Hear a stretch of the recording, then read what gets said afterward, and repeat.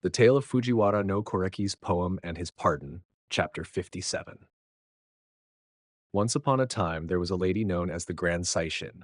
She was the daughter of Emperor Murakami and was known for her exceptional skill in composing waka poetry. While she was serving as the Grand Saishin, there was a man named Fujiwara no Koreki, who worked as an official at the imperial court in the position of Kurodo, chamberlain. Koreki had secretly fallen in love with one of the ladies-in-waiting at the Saishin's residence. Night after night, he would stealthily visit her chamber to exchange words. However, the palace guards eventually noticed Koreki entering the chamber and, finding it suspicious, asked, "Who goes there?" Koreki, sensing he had been discovered, hid without revealing his identity. The guards, now on alert, closed the palace gates, preventing Koreki from escaping. The lady-in-waiting, distressed by the situation, informed the Saishin of the matter, saying, "This is what has been happening." The gates were opened, and Koreki, as he prepared to leave, composed the following poem. Though I am not a guest of the sacred shrine, I am questioned because I do not announce myself. Later, the Saishin, having naturally heard of the incident, was moved with sympathy and said, "I am familiar with the reference to the tree-encircled shrine." Thus, she graciously forgave him. This story was passed down by Koreki's grandson, Morifusa, who heard it from others. It is said that Koreki was an exceptional poet, particularly skilled in composing waka. Thus, the story has been passed down. The tale of Taira no Masakado's rebellion and his defeat. Once upon a time, during the reign of Emperor Suzaku, there was a warrior named Taira no Masakado in the eastern provinces. He was a descendant of Emperor Konin through his son Takamochi, and Masakado was the son of Taira no Yoshimochi, a commander of the Chinjufu. Masakado resided in Hitachi and Shimosa provinces, using the bow and arrow as his adornment and gathering many fierce warriors as his companions. His career was marked by battles. Initially, Masakado had a conflict with his uncle, Shimosa no Suke Taira no Yoshikane, after his father Yoshimochi passed away. Though they had small disagreements at first, they grew estranged due to fields beyond rice paddies inherited from Masakado's father, eventually leading to armed conflict. However, Yoshikane, who had a deeply devout nature and revered Buddhist teachings, was reluctant to engage in war. Thereafter, Masakado frequently fought with his close relatives and neighbors without pause. He burned many homes and killed numerous people. His evil deeds became so notorious that the common people of nearby provinces could no longer tend to their fields or fulfill their obligations to the government. The people of the region, distressed by this, submitted reports to the capital about Masakado's deeds. Upon hearing this, the government was alarmed and issued an imperial edict to summon Masakado for questioning. He responded to the summons and journeyed to the capital, where he professed his innocence. After multiple hearings, it was determined that Masakado was not at fault, and he was soon pardoned and returned to his homeland. Not long after, Masakado resumed his life of warfare. He fought constantly with his uncle Yoshikane, as well as with Minamoto no Mamoru and Minamoto no Sumitomo. Taira no Satomori, who held a grudge against Masakado for killing his father Taira no Kunika, also sought revenge. Though Satomori was serving as a left stable officer in the capital, he abandoned his duties and rushed back to his homeland. However, Satomori found that Masakado's power was too great for him to confront directly, so he went into hiding. As battles continued to escalate, a man named Prince Kozeo, who held temporary control over the Musashi province, also allied himself with Masakado. Though Kozeo was not officially appointed governor, he forcibly seized control of the province. The local officials protested, saying this was unlawful, but Kozeo ignored them and forced them into hiding. Meanwhile, the deputy governor of the province, Minamoto no Tsunemoto, witnessed this and secretly reported to the capital, claiming that Masakado was planning a rebellion in conjunction with Kozeo. The government, upon hearing this, sought to verify the truth of the claim. Masakado insisted on his innocence and submitted official statements from the governors of Hitachi, Shimotsuke, Musashi, and Kazusa provinces as evidence. The government accepted Masakado's explanation, expressing gratitude for his loyalty. However, not long after, there was a man named Fujiwara no Harumasa in Hitachi province. The provincial governor was Fujiwara no Koretada. Harumasa, serving as a provincial official, failed to properly manage the tribute owed to the governor. When Koretada reprimanded him, Harumasa resisted, but instead of complying, he allied himself with Masakado. Together, they drove the governor out of his residence, forcing him into hiding. After this, Prince Kozeo proposed to Masakado, "If we conquer one province, it won't be considered a major offense. Why don't we take control of all of the Kanto region?" Masakado replied, "That is exactly what I intend. I am a fifth-generation descendant of Emperor Konin. I will begin by seizing the seals and keys of various provinces, driving the governors back to the capital." With this plan agreed upon, Masakado gathered a large army and marched into Shimotsuke province, where he took control of the government office and established his rule. The provincial governor, Fujiwara no Hiromasa, and his deputy, Onakatomi no Muneyuki, saw that they had no chance to resist. They presented the provincial seals and keys to Masakado, knelt before him, and then fled. Next, Masakado moved to Kozuke province, where he seized the seals and keys from the deputy governor, Fujiwara no Shigenori. He sent word to the capital, proclaiming his authority over the province. Masakado then took control of the provincial headquarters and fortified it, appointing officials and distributing duties as if he were the legitimate governor. At this time, a man falsely claimed to be a messenger from Hachiman, the great bodhisattva, and said, "I hereby bestow the imperial throne upon the rightful heir, Taira no Masakado. You must prepare music and ceremonies to honor this decree." Upon hearing this, Masakado knelt in reverence and his troops rejoiced. Masakado then formally declared himself the new emperor and sent a message to the central government announcing his new title. Masakado's younger brother, Taira no Masahira, warned him, "Claiming the imperial throne is a grave matter. You must carefully consider the consequences." However, Masakado retorted, "I have achieved mastery of the martial arts. In this age, might makes right. What do I have to fear?" Ignoring his brother's counsel, Masakado went ahead with appointing himself the ruler of various provinces. He installed his younger brother Masatake as the governor of Shimotsuke, assigned Tajihi no Tadayuki to Kozuke, Fujiwara no Genmo to Hitachi, and Prince Kozeo to Kazusa, among others. Plans were made to establish a new imperial capital in Shimosa province, constructing bridges and roads to connect it to other important locations. Officials and ministries were appointed, and seals were forged for both internal and external affairs. However, they could not find anyone capable of managing the calendar. Meanwhile, local officials from various provinces, hearing of this, fled to the capital to report Masakado's actions.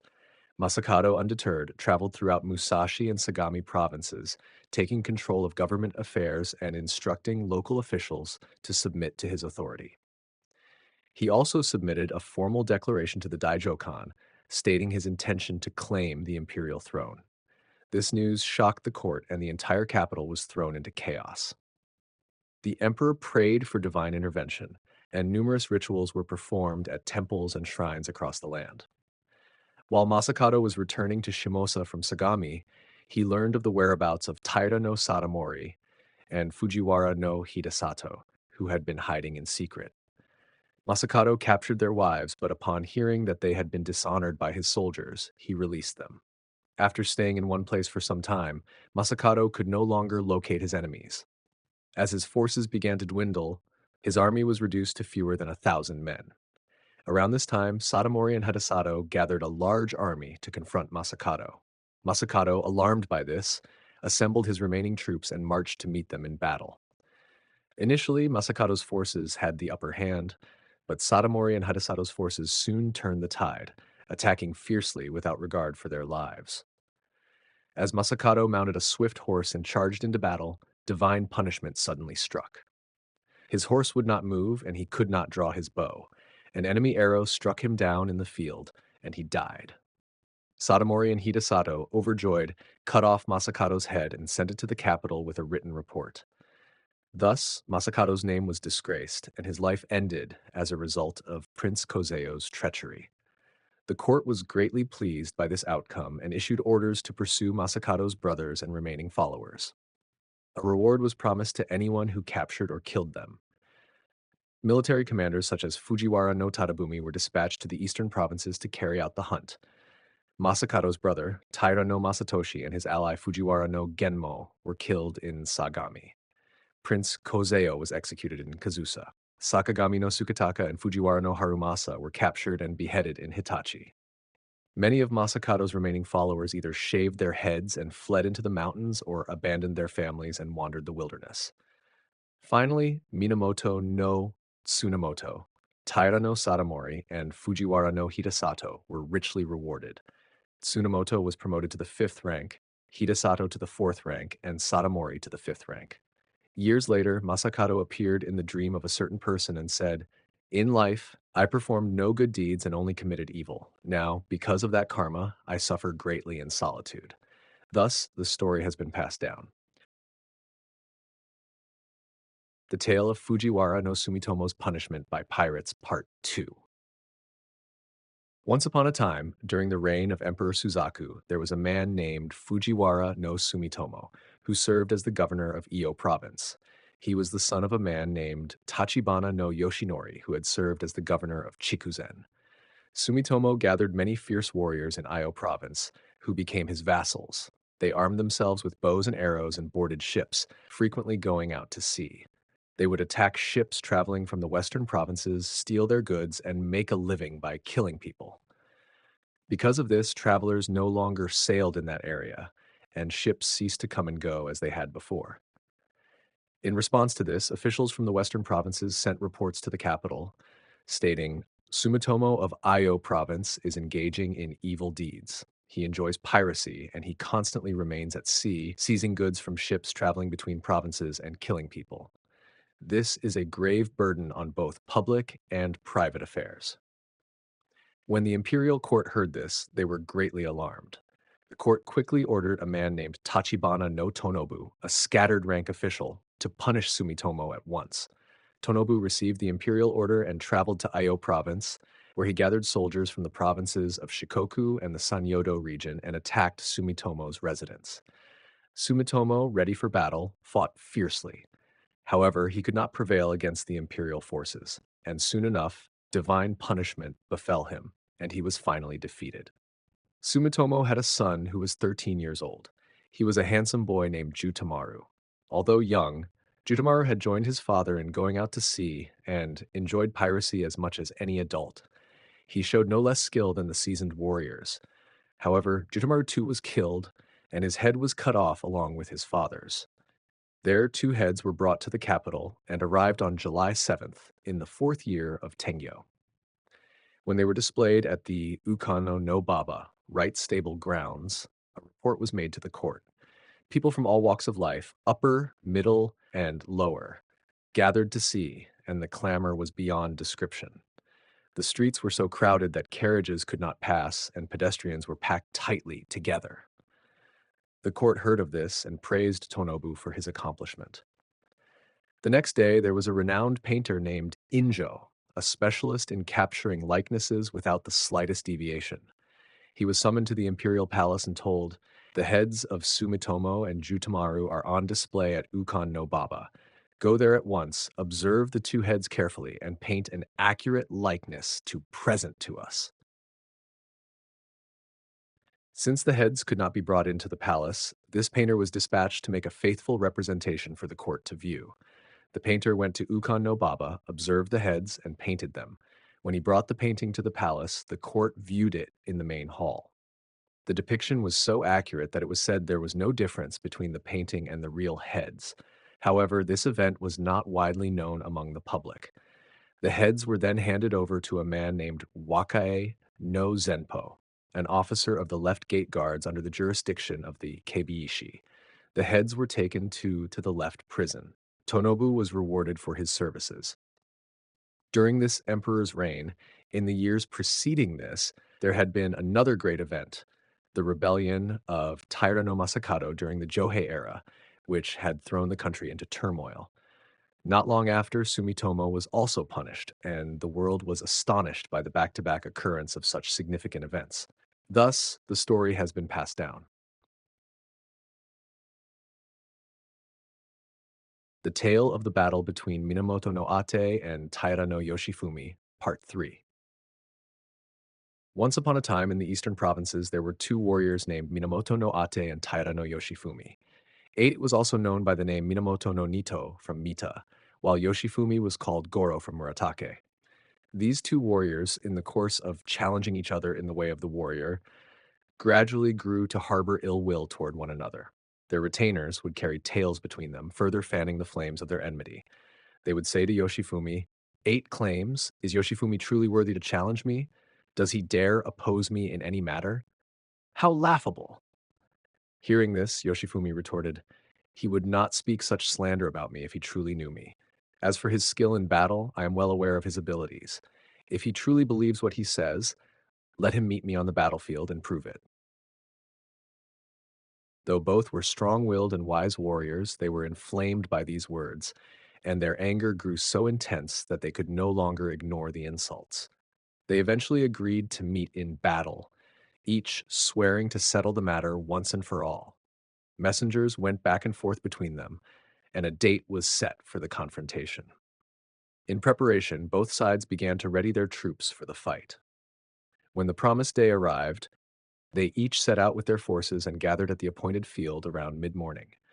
Both had assembled armies of roughly 500 or 600 men. With no thought for their lives, the warriors on each side strengthened their resolve. The two armies faced each other across a distance of about one town square, shields raised. They sent out envoys to communicate their intentions. As was the custom, the envoys were met with a volley of arrows upon their return.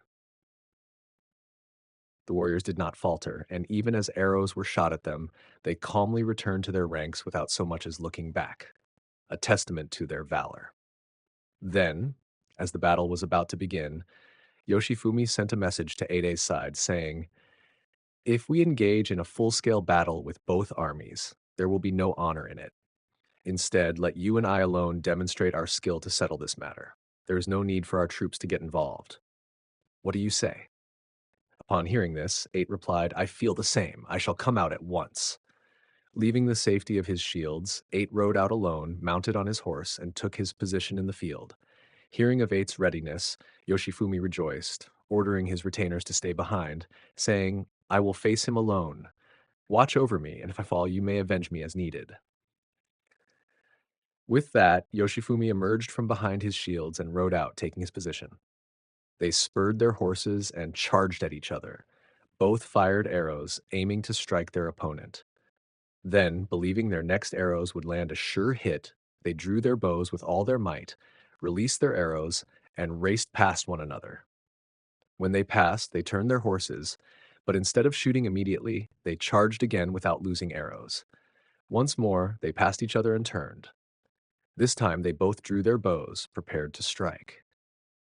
Yoshifumi's arrow was aimed directly at Eight. Eight dodged, and though the arrow missed his body, it struck the scabbard of his sword. Eight quickly turned and fired at Yoshifumi, who dodged in turn. The arrow struck Yoshifumi's hip guard but did not pierce it. They wheeled their horses once more and prepared to charge again. At this point, Yoshifumi called out to Eight, "The arrows we've exchanged so far have all been expertly aimed. We've shot for each other's hearts, but neither of us has missed our mark.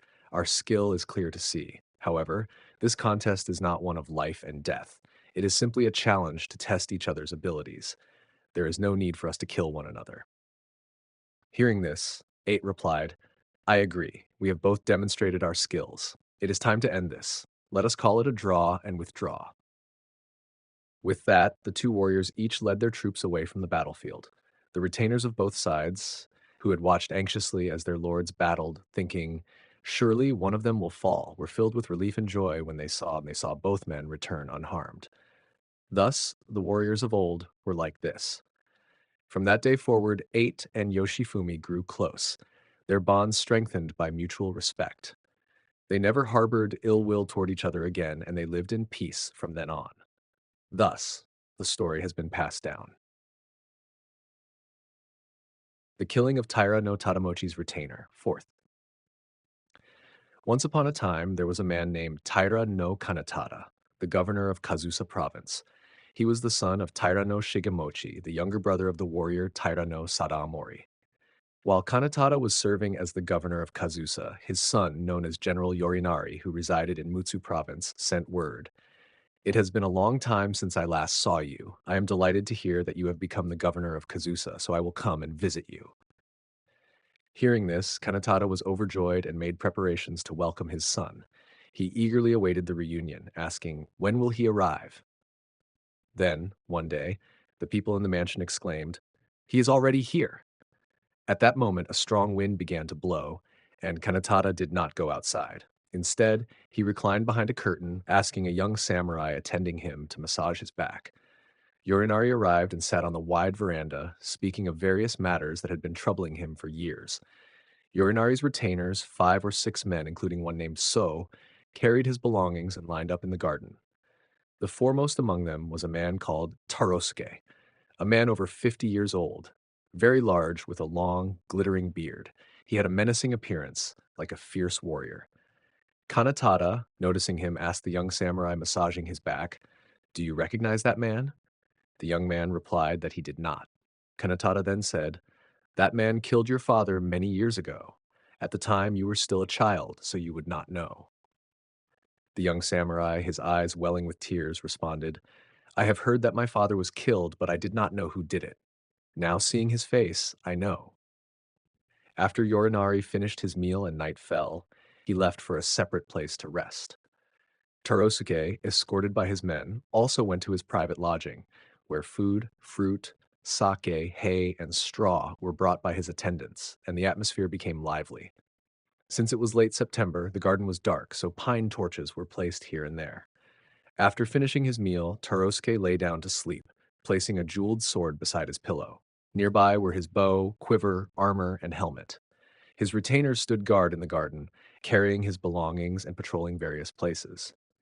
Tarosuke's bed was surrounded by 2 layers of thick curtains, impenetrable even by arrows. The garden, illuminated by the torches, was as bright as day, and the retainers patrolled diligently, ensuring no one would dare to approach. Tarosuke, having traveled far, was exhausted and slept soundly after drinking heavily. Meanwhile, the young samurai who had learned that his father had been killed by Tarosuke, weeping as he left Kanatada's side, silently prepared to take revenge. He sharpened his short sword and, as darkness fell, made his way to Tarosuke's lodging, stealthily blending in with those carrying food and drink. Pretending to offer food on a tray, he slipped into the gap between the curtains. He prayed silently, "Avenging my father's enemy is an act that even heaven will permit. Please grant me success in this night's plan for my filial duty." No one noticed him crouching there. As the night deepened, Tarosuke slept peacefully. The young samurai approached quietly and slit Tarosuke's throat, then escaped unnoticed into the night. When morning came and Tarosuke had not risen, his retainers came to wake him, intending to offer him rice porridge. When they approached, they found him lying in a pool of blood. Shocked, the retainers cried out, "What has happened?" They drew their bows and swords, running about in a frenzy, but there was nothing they could do. Not knowing who had killed him, and with no one else having come close, they began to suspect each other. They lamented, "What a strange and terrible death our master has suffered. For years he has led us, and yet not a sound was made as he met his end. Though his fate was inevitable, it is a pitiful death." When Yorinari heard of this, he was greatly shocked and exclaimed, "This is my disgrace. Anyone who dares to show disrespect toward me will meet the same fate. This must have happened because I have been too lenient. To think this occurred in a foreign land, far from our home, it is a truly hateful and regrettable event." However, Tarosuke himself killed a man a year ago, and the young samurai serving my father is that man's son. Surely it was he who killed Tarosuke. Yorinari then went to Kanatada's mansion and said, "One of my retainers has been murdered here last night. That this should happen while I am away from home is a great shame. It was likely done by the son of the man Tarosuke killed. He serves under you, doesn't he? Summon him so we can question him." Kanatada, upon hearing this, said, "Without a doubt, it must have been that young man. Yesterday he was in the garden while I was resting and had him massage my back. When I asked him if he recognized Tarosuke, he replied that he did not. I then told him that Tarosuke had killed his father, and though Tarosuke may not think much of him, it was still a grievous matter. The young man left soon after and has not been seen since. It is strange that he, who has been constantly serving me, has not appeared since yesterday evening. Also, I heard that last night he sharpened his short sword. If you wish to summon him and question him, do so. If he really is responsible, will you kill him? However, though I may not be a great lord, I am his father's master. If you punish the son for avenging his father, how could I approve? Wouldn't heaven also allow such an act of filial piety? I thought that anyone who killed a noble warrior like Kanatada would not escape punishment. Yet, if you punish this young man for avenging his father, I will never support it. Yorinari, hearing these words, shouted in anger and stood up. Realizing his error, he calmed himself and stood down, thinking, there is no use in continuing this. He returned to Mutsu province in disgrace. Torosuke's body was taken care of by his retainers. A few days later, the young samurai, dressed in mourning attire, came to Kanatada's mansion quietly. Upon seeing him, Kanatada and the others wept. Later, people regarded the young samurai as a troublesome figure, and he was shunned. Not long after, he fell ill and died, and Kanatada mourned deeply. Thus, even though avenging one's father is considered the duty of a warrior, it is still a rare and difficult act. However, for this young samurai to have single-handedly slain a well-guarded man like Tarosuke, fulfilling his filial duty, was seen as an act sanctioned by heaven, and people praised him for it. Thus, the story has been passed down.